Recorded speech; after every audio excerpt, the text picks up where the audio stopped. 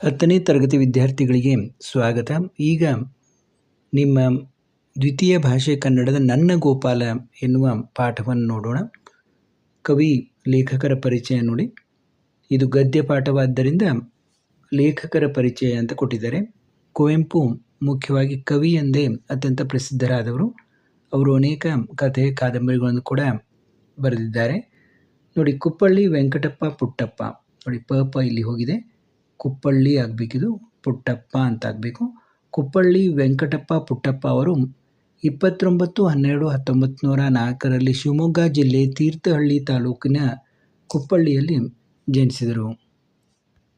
ಇವರು ನನ್ನ ಗೋಪಾಲ, ನವಿಲು, ಶ್ರೀರಾಮಾಯಣ ದರ್ಶನಂ ಹೋಗಿದೆ ನೋಡಿ, ಶ್ರೀರಾಮಾಯಣ ದರ್ಶನಂ ಇನ್ನೂ ಮುಂತಾದ ಕೃತಿಗಳನ್ನು ರಚಿಸಿದ್ದಾರೆ. ಶ್ರೀಯುತರಿಗೆ ಜ್ಞಾನಪೀಠ ಪ್ರಶಸ್ತಿ, ಪಂಪ ಪ್ರಶಸ್ತಿ ಇನ್ನೂ ಮುಂತಾದ ಪ್ರಶಸ್ತಿಗಳು ಲಭಿಸಿವೆ. ಆಕರ ಕೃತಿ ನನ್ನ ಗೋಪಾಲ. ಈ ನನ್ನ ಗೋಪಾಲ ಪಾಠದ ಆಕರ ಕೃತಿ ಕೂಡ ನನ್ನ ಗೋಪಾಲ ಅಂತಿದೆ. ಈ ಪ್ರಶ್ನೆಗಳಿಗೆ ಒಂದೆರಡು ವಾಕ್ಯಗಳಲ್ಲಿ ಉತ್ತರಿಸಿ. ನೇರವಾಗಿ ಪ್ರಶ್ನೋತ್ತರಗಳಿಗೆ ಹೋಗೋಣ. ಗೋಪಾಲನ ಬೆಳಗಿನ ಮುಖ್ಯ ಕೆಲಸ ಯಾವುದಾಗಿತ್ತು? ಬೆಳಿಗ್ಗೆ ಎದ್ದು ಸ್ನಾನ ಮಾಡಿ ಕಾಡಿನಿಂದ ಪೂಜೆಗೆ ಹೂಗಳನ್ನು ಕೊಯ್ದು ತರುವುದು ಗೋಪಾಲನ ಬೆಳಗಿನ ಮುಖ್ಯ ಕೆಲಸವಾಗಿತ್ತು. ಇನ್ನು ಎರಡನೇ ಪ್ರಶ್ನೆ ನೋಡಿ, ಗೋಪಾಲನಿಗೆ ಬಣ್ಣ ಬಣ್ಣದ ಹೂಗಳು ಹೇಗೆ ಕಾಣಿಸುತ್ತಿತ್ತು? ಸಾವಿರಾರು ಮಳೆಬಿಲ್ಲು ಸೇರಿ ಕುಣಿದಂತೆ ಬಣ್ಣ ಬಣ್ಣದ ಹೂಗಳು ಗೋಪಾಲನಿಗೆ ಕಾಣಿಸುತ್ತಿದ್ದವು. ನೋಡಿ, ಇಲ್ಲಿ ಗೋಪಾಲ ಅನ್ನೋದು ತಪ್ಪಾಗಿದೆ, ಸರಿ ನೋಡ್ಕೊಳ್ಳಿ.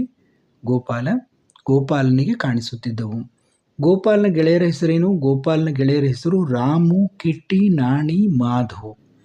ರಾಮು, ಕಿಟ್ಟಿ, ನಾಣಿ ಮತ್ತು ಮಾಧು. ಗೋಪಾಲನು ಶಾಲೆಯಿಂದ ಮನೆಗೆ ಮರಳುವಾಗ ಏಕೆ ಭಯಪಡುತ್ತಿದ್ದನು? ಗೋಪಾಲನು ಶಾಲೆಯಿಂದ ಮನೆಗೆ ಬರುವಾಗ ಕಾಡು ದಾಟಿ ಬರಬೇಕಾದ್ದರಿಂದ ಅವನು ಭಯಪಡುತ್ತಿದ್ದನು.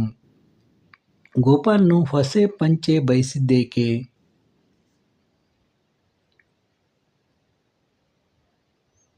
ನೋಡಿ, ಗೋಪಾಲನ ಗೆಳೆಯರು ಬೆಲೆ ಬಾಳುವ ಬಟ್ಟೆ ಹಾಕಿಕೊಂಡು ಹಾಸ್ಯ ಮಾಡುತ್ತಿದ್ದರು. ಅದಕ್ಕಾಗಿ ಹೊಸ ಪಂಚೆಯನ್ನು ಗೋಪಾಲನು ಬಯಸಿದನು. ಅಂದರೆ ಗೋಪಾಲನ ಗೆಳೆಯರು ಬೆಲೆಬಾಳ ಬಟ್ಟೆಯನ್ನು ಹಾಕಿಕೊಂಡು ಇವನನ್ನು ಅಪಹಾಸ್ಯ ಮಾಡ್ತಾ ಇದ್ರು. ಈ ಪ್ರಶ್ನೆಗಳಿಗೆ 3-4 ವಾಕ್ಯಗಳಲ್ಲಿ ಉತ್ತರಿಸಿರಿ. ಮಲಗಿದ್ದ ಗೋಪಾಲನ ತಾಯಿ ಯಾವ ಮಾತುಗಳಿಂದ ಇಳಿಸಿದಳು? ಗೋಪಾಲ, ಬೆಳಗಾಯಿತು, ಮೇಲೇಳು. ಸೂರ್ಯ ತನ್ನ ಕಿರಣಗಳಿಂದ ಬಾವಿಯ ಬಳಿ ಇದ್ದ ತೆಂಗಿನ ಮರದ ತುದಿಯಲ್ಲಿ ಬಂದಿದ್ದಾನೆ. ಹಕ್ಕಿಗಳು ಹಾರಾಡಿ ನಿನ್ನನ್ನು ಕರೆಯುತ್ತಿವೆ. ಬನದಲ್ಲಿ ಹೂಗಳು ಅರಳಿ ನಿನಗಾಗಿ ಕಾಯುತ್ತಿವೆ. ಶಾಲೆಗೆ ತಡವಾಗುತ್ತಿದೆ, ಏಳು ಕಂದ ಎಂದು ತಾಯಿ ಗೋಪಾಲನನ್ನ ಹೇಳಿಸುತ್ತಾಳೆ. ಗೋಪಾಲನು ಹೂಬನದ ಸೊಗಸನ್ನು ಯಾವ ರೀತಿ ವರ್ಣಿಸಿದನು? ಎಷ್ಟು ಸುಂದರವಾಗಿದೆ ಬನ! ಮಲ್ಲಿಗೆ, ಕೇದಿಗೆ, ಸಂಪಿಗೆ, ಪರ್ವತ ಬಾಳೆ, ಗೋರಂಟಿಯ ಹೂಗಳು ಅರಳಿ ಪರಿಮಳವನ್ನು ಬೀರುತ್ತವೆ. ಅಲ್ಲಿ ಸಾವಿರಾರು ಕಾಮನ ಬಿಲ್ಲುಗಳು ಸೇರಿ ಕುಣಿದಂತೆ ಕಾಣುತ್ತವೆ. ಹಕ್ಕಿಗಳ ಇಂಪಾದ ಗಾನ, ಸೂರ್ಯನ ಹೊಂಬೆಳಕು, ಹಸುರಾದ ಬನ, ಈ ರೀತಿ ಗೋಪಾಲನು ಹೂಬನದ ಸೊಗಸನ್ನು ವರ್ಣಿಸಿದ್ದಾನೆ. ಗೋಪಾಲನ ತಾಯಿ ಕಡುಬಡತನದಿಂದ ಹೇಗೆ ಜೀವನ ನಡೆಸುತ್ತಿದ್ದಳು?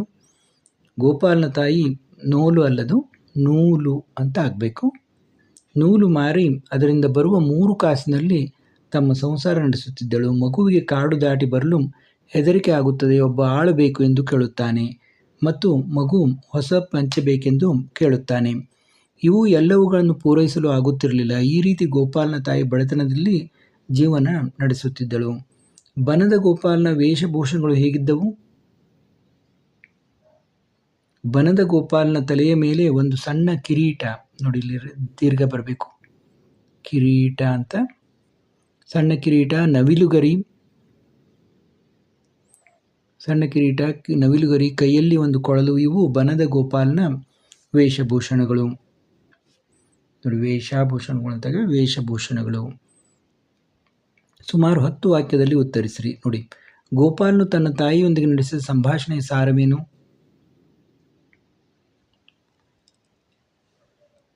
ಗೋಪಾಲನ ತಾಯಿ ಮುಂಜಾನೆ ಗೋಪಾಲನ ಎಬ್ಬಿಸುತ್ತಾಳೆ. ಗೋಪಾಲ, ಬೆಳಗಾಯಿತು, ಏಳು ಎಂದಾಗ ಗೋಪಾಲ ಅಲ್ಲಿ ಇರುವುದಿಲ್ಲ. ಅವನು ಬನಕ್ಕೆ ಹೋಗಿ ಹೂ ಕೊಯ್ದು ತರಲು ಹೋಗಿದ್ದನು. ಅಲ್ಲಿಂದ ಬಂದಾಗ ತಾಯಿ ಶಾಲೆಗೆ ಹೋಗಲು ಹೇಳುತ್ತಾಳೆ. ಅವಳು ಬಹಳ ಬಡವಳಾಗಿದ್ದಳು. ಜೀವನ ನಿರ್ವಹಣೆ ಮಾಡಿಕೊಂಡು ಸಣ್ಣ ಗುಡಿಸಲಿನಲ್ಲಿ ವಾಸವಾಗಿದ್ದಳು.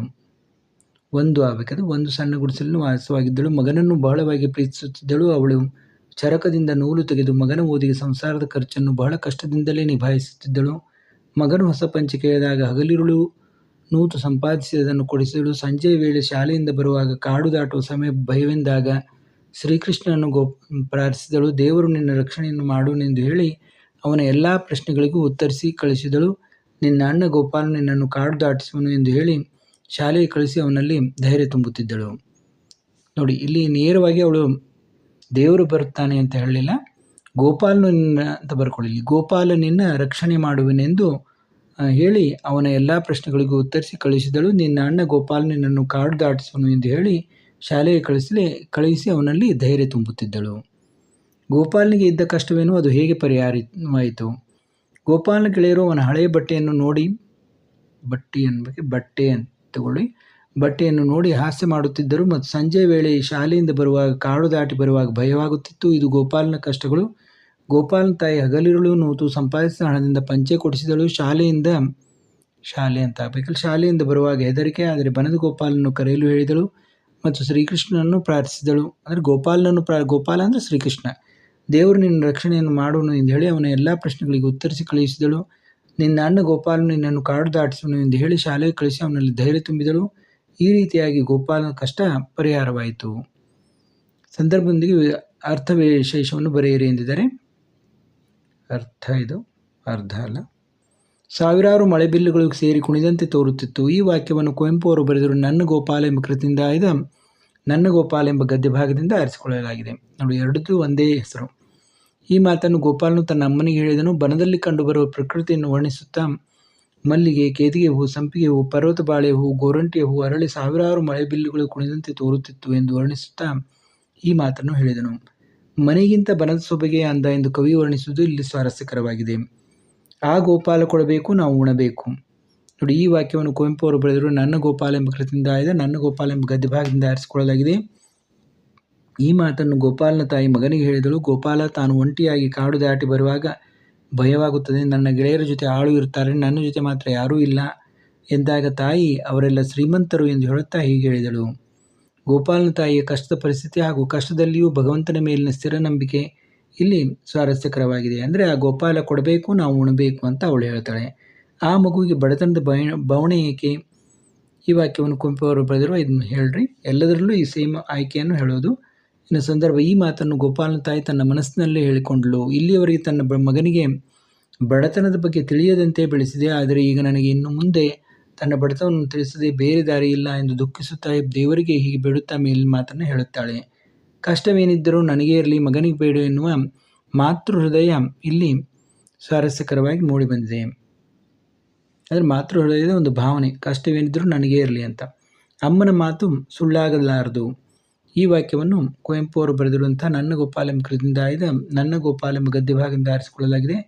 ಈ ಮಾತನ್ನು ಗೋಪಾಲನು ತನ್ನಲ್ಲಿ ಹೇಳಿಕೊಂಡನು. ಕಾಡಿನಲ್ಲಿ ಗೋಪಾಲನು ಭಯಗೊಂಡು ತಾಯಿ ಹೇಳಿದಂತೆ ಅಣ್ಣನನ್ನು ಕರೆಯುತ್ತಾನೆ. ಆಗ ಅಣ್ಣ ಬರಲಿಲ್ಲ. ಅವನು ಅನುಮಾನದಿಂದ ಹೀಗೆ ಮೇಲಿನ ಮಾತು ಹೇಳಿದ್ದಾನೆ. ತಾಯಿ ಹೇಳಿದ ಮಾತು ಮತ್ತು ತಾಯಿಯ ಮಾತಿನ ಮೇಲಿನ ಅಪಾರ ನಂಬಿಕೆ ಸ್ವಾರಸ್ಯಕರವಾಗಿದೆ. ಭಾಷಾಭ್ಯಾಸವನ್ನು ನೋಡೋಣ.